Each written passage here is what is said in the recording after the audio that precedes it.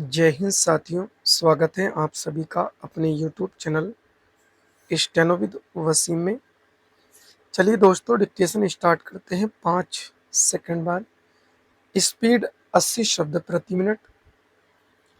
Ready, start.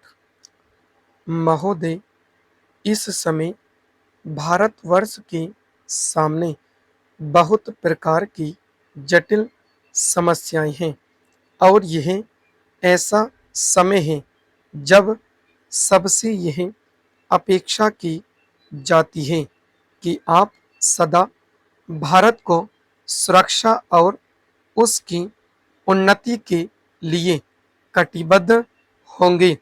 आपको मालूम ही है कि जब से यह प्रश्न हमारे सामने आया है कि भाषा के आधार पर देश के विभिन्न भागों का पुनर्गठन किया जाए, तब से देश में बहुत प्रकार के आंदोलन उठ खड़े हुए हैं।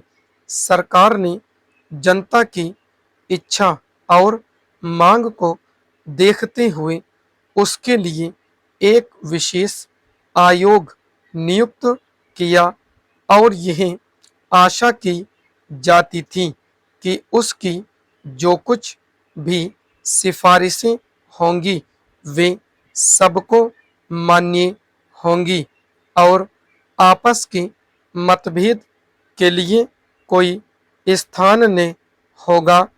इस संबंध में सरकार ने जो भी निर्णय किए उनमें से अधिकांश निर्णय सर्वसम्मति से ही हुए हैं, परंतु दुख की बात है कि एक दो स्थानों पर मतभेदों ने एक ऐसा रूप ले लिया जो देश के लिए वांछनीय नहीं हो सकता। दुर्भाग्यवश आपका यह क्षेत्र भी उन क्षेत्रों में से एक है। मुझे इस बात की बहुत प्रसन्नता है कि आपने भारत सरकार के साथ सदा सहयोग करने और हर प्रकार से उसके निर्णय को मानकर देश के सुगठित प्रशासन में हाथ बटाने का विश्वास दिलाया है। पैराचेंज। जब किसी देश के सामने बड़े बड़े प्रश्न उपस्थित होते हैं तो उनमें से कुछ बातों पर मतभेद हो जाना स्वाभाविक ही है।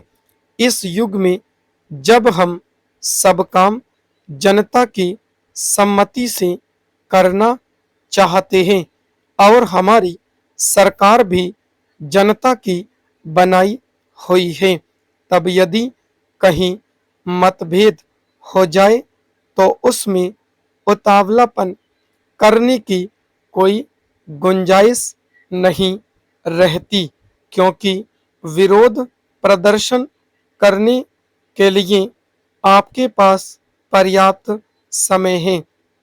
परंतु एक चीज जो हम सबको भली भांति जान लेनी चाहिए और जिसके संबंध में किसी प्रकार के मतभेद की गुंजाइश नहीं होनी चाहिए, वह यह है कि चाहे हमारे मतभेद कितने ही अधिक क्यों न हो, उनको सुलझाने का एक ही उपाय है और वह उपाय यह है कि इस संबंध में निर्णय आपस में बातचीत करके तथा एक दूसरे को समझा बुझाकर किए जाएं, डंडों और पत्थरों से नहीं।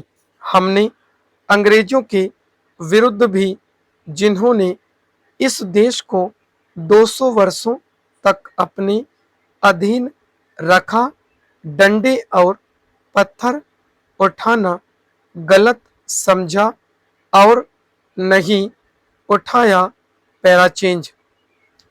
महोदय, तो क्या आपस के छोटे मोटे झगड़ों के लिए हम डंडे और पत्थरों का उपयोग करेंगे और एक दूसरे की भावना, उनकी प्रसन्नता और उनके विचारों का ध्यान नहीं रखेंगे? मैं जानता हूं कि जिस समय इस योजना के विषय में विचार हो रहा था और रुपए पैसे की कमी के कारण कुछ लोगों को इस बात का संदेह था कि इसको किया जाए या नहीं। उस समय राजस्थान और मध्य भारत ने करोड़ों रुपए जमा करके अपना उत्साह प्रदर्शित किया। इससे लोगों में केवल उत्साह को ही प्रोत्साहन प्राप्त नहीं हुआ, बल्कि उनमें सहयोग की भावना का भी विकास हुआ, क्योंकि इतना बड़ा काम यदि ऐसी भावना पर नहीं तो और किस भरोसे पर हाथ में लिया जा सकता था। मैं चाहता हूं कि आप में से प्रत्येक इस काम को अपना काम समझें और इसमें यथाशक्ति सहायता करें और इसको पूरा करा दें। कल मैंने सुना और मुझे यह देखकर प्रसन्नता भी हुई है कि आप लोगों ने यहाँ पर किसी एक ही स्थान से नहीं, बल्कि सारे भारतवर्ष से आदमियों को बुलाया है और वे आकर काम कर रहे हैं। बहुधा ऐसा होता है कि ऊंचे ऊंचे पदों पर बड़े बड़े अधिकारी दूर दूर से आते हैं, पर जो काम कठिन समझा जाता है उसको स्थानीय लोग ही करते हैं। इसके विपरीत मैंने यहाँ यह भी देखा कि केवल ऊंचे पदों पर ही नहीं, बल्कि पत्थर तोड़ने तथा पत्थर काटने जैसा ठेठ मजदूरी का काम, जो कठिन काम होता है, मद्रास से लोग आकर कर रहे हैं। यह हर्ष की बात है। वे तो मजदूरी के लिए ही आए हैं, परंतु इतनी दूर से आने जाने में उनको सारे देश का ज्ञान हो जाएगा और जितने दिन वे यहाँ रहेंगे उनका यहाँ के लोगों से प्रेम और संपर्क पैदा हो जाएगा, जो सारे देश के लिए अत्यंत आवश्यक है।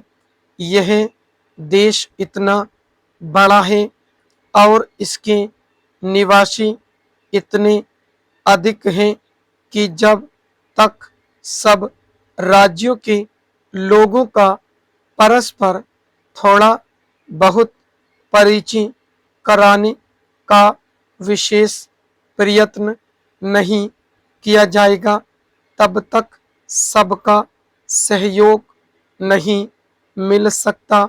हमारे पूर्वजों ने इस सारे देश को सदा ही एक माना और इसलिए जब शंकराचार्य जी ने दिग्विजय की तो उन्होंने हिंदुस्तान के चारों कोनों में 4 मठ स्थापित किए।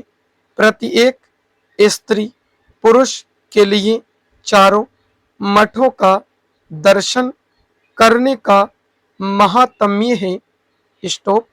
दोस्तों, जो भी साथी चैनल पर नए आए हैं तो चैनल को सब्सक्राइब ज़रूर करें ताकि सभी तक नोटिफिकेशन पहुंच सके। आप मेरे Telegram group Steno with Wasim search करके जुड़ सकते हैं। धन्यवाद दोस्तों।